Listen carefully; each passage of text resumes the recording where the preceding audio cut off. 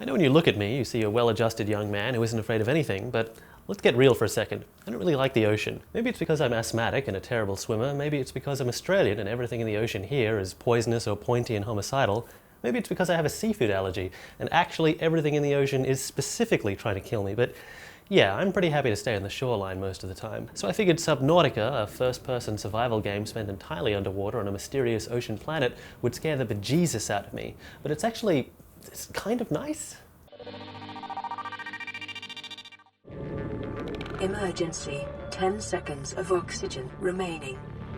If you have to crash land on an ocean planet, at least make sure it's a pretty one, and Subnautica really delivers here. The water is clear and misleadingly looks very drinkable, while the reef below is teeming with bioluminescent life. There's a great variety of believable-looking alien fish, from the adorable rubbery nerdfish that you eat through to the menacing fanged monstrosities and Lovecraftian horrors more interested in eating you. Wonderfully, your early survival activities resemble nothing less than the under-the-sea parody sequence from The Simpsons, as you reach out in first person to grab fistfuls of tropical fish and jam them into your mouth for sustenance. Two actions I can't actually perform in real life without swelling up and dying. I'm enjoying my time under the sea so much that I've actually gone to the trouble of starting to build my own aquatic habitat. It's not much now, just a big round room with a window and a food processor, but given enough time, I'm going to build a fabulous neon city for all my artist friends to inhabit and eventually go mad in. The aesthetic is a little more Apple Store than Art Deco dystopia, but I'm sure I can make it work. Subnautica follows the Minecraft school of survival game design by literally and figuratively dropping you in the deep end without any guidance or assistance. It makes sense in most survival games that your path to overcoming and ultimately conquering the environment be deliberately obtuse, but less so here given the future tech theme. Within minutes of starting up the game, you pull out an off-brand iPad that claims to be a survival guide, but it only has information on the escape pod you start out in,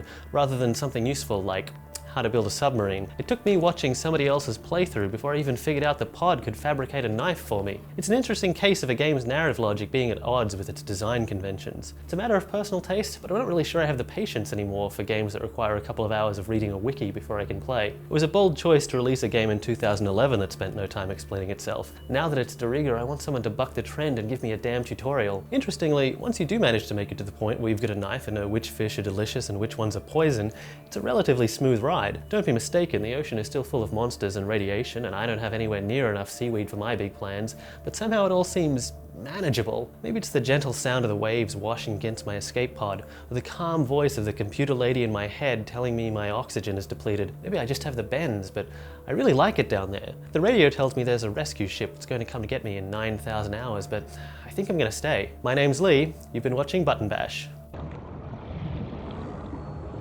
New creature discovered.